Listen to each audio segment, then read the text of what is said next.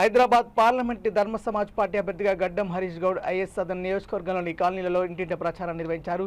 గడ్డం హరీష్ గౌడ్ మాట్లాడుతూ హైదరాబాద్ నగరం అభివృద్ధి కోసం ఒక ప్రత్యేకమైన ప్రణాళిక తీసుకొని మీ ముందుకు వస్తున్నారని ప్రజలకు తెలిపారు. చెప్పు గుర్తుకు ఓటు వేసి అత్యంత మెజార్టీతో గెలిపించారని ప్రజలను కోరారు. ఈ కార్యక్రమంలో సైదులు మల్లేష్, మంజుల, పరశురాం, కురుమూర్తి ఇతర నాయకులు పాల్గొని ప్రచార కార్యక్రమాన్ని విజయవంతం చేశారు. హైదరాబాద్ మహానగర ఓటర్ మహాశైలందరికీ హృదయపూర్వక నమస్కారం. జై భీమ్. నా పేరు గడ్డం హరీష్ గౌడ్. ధర్మ సమాజ్ పార్టీ నుంచి హైదరాబాద్ పార్లమెంట్ అభ్యర్థిగా బరిలో ఉన్నానని తెలియజేస్తున్నాను. మరి నాకు ఎన్నికల సంఘం సీరియల్ నెంబర్ 12 చెప్పుల గుర్తుని కేటాయించడం జరిగింది. మరి మీ విలువైనటువంటి అమూల్యమైన ఓటును చెప్పుల గుర్తు మరి సీరియల్ నెంబర్ 12 మీద ఓటు వేసి భారీ మెజార్టీతో గెలిపించాల్సిందిగా కోరుతా ఉన్నా. మరి ధర్మ సమాజ్ పార్టీ తరఫున పోటీ చేస్తున్నటువంటి నేను ఈ హైదరాబాద్ మహానగర అభివృద్ధి కోసం ఒక ప్రత్యేకమైనటువంటి ఎజెండా తోటి మరి మీ ముందుకు వస్తున్నాను. ఏంటి ఈ ప్రత్యేకమైన ఎజెండా?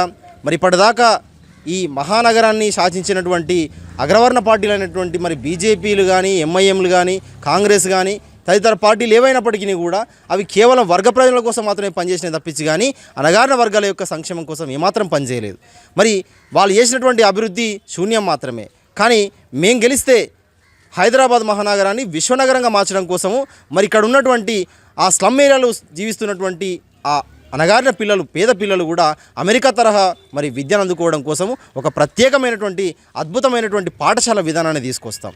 మరి అదేవిధంగా ఇక్కడ జీవిస్తున్నటువంటి ఈ ప్రజల యొక్క జీవితాల్లో మార్పు రావడం కోసము మరి వీళ్ళకు ఒక ప్రత్యేకమైనటువంటి ఉపాధి కల్పన సిస్టాన్ని తీసుకొచ్చి అడ్డాల మీద ఉంటున్నటువంటి ఆ కూలీ చేసుకునేటువంటి ఆ జీవితాల్లో ఒక సంపూర్ణమైనటువంటి ఉపాధిని కల్పించి వాళ్ళు ఆత్మగౌరవప్రదంగా బతికే విధంగా ఒక ప్రత్యేకమైనటువంటి ఉపాధి మార్గాన్ని వెతకడం కోసం ఒక ప్రత్యేక వ్యవస్థను తీసుకొస్తాం.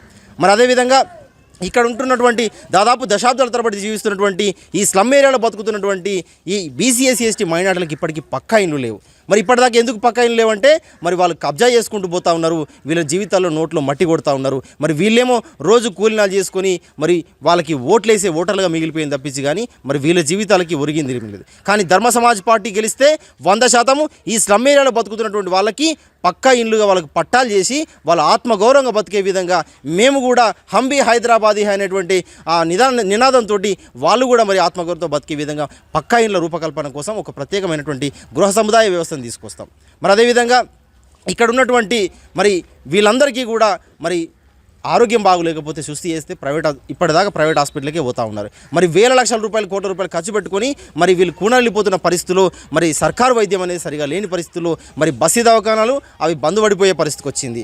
మరి పెద్ద పెద్ద ఆసుపత్రులకు పోతామంటే అక్కడ పట్టించుకునే నాదుడే లేదు. మరి ఇక్కడ దాదాపుగా మరి బస్తీలలో ఉంటున్నటువంటి ఈ ప్రజలందరినీ కూడా మరి ఆరోగ్యవంతులుగా మార్చడం కోసము ఇంటింటికి గడప గడపకు ఉచిత వైద్యాన్ని తీసుకుపోతూ మరి వాళ్ళను నిండు నూరేళ్ళ ఐశ్వర్యవంతులుగా బతికించుకోవడం కోసము ఒక ప్రత్యేకమైనటువంటి వైద్య విధానాన్ని తీసుకొస్తాం. మరి అదేవిధంగా ప్రతి వర్షాకాలం వస్తే ఈ స్లమ్ ఏరియాలలో నాలాలు మరి ఎక్కడికక్కడ పొంగి పొరుతూ ఉంటాయి. దుర్గంధంతో